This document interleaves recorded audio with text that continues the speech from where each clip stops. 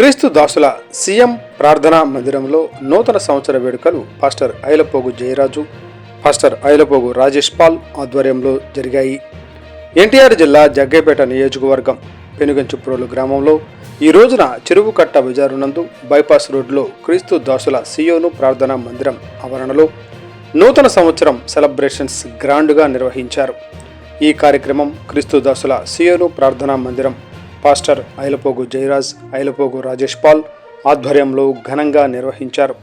ఈ సందర్భంగా వారు మాట్లాడుతూ క్రీస్తు దాసుల సియోను ప్రార్థనా మందిరం నూతన నిర్మాణంలో మొట్టమొదటిసారిగా నూతన సంవత్సరం సందర్భంగా ప్రార్థనలో సెలబ్రేషన్లు పెద్ద ఎత్తున జరిపారు.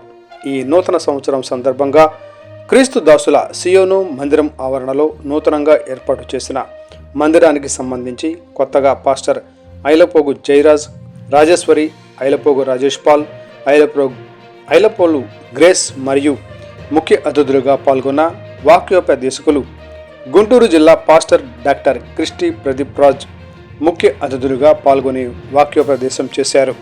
అనంతరం సియోను ప్రార్థనా మందిరానికి సంబంధించిన లోగోను ఆవిష్కరించారు. ఈ కార్యక్రమంలో సంఘం పెద్దలు, సంఘ మహిళలు, సంఘం సభ్యులు, దేవుని బిడ్డలు అందరూ పాల్గొన్నారు.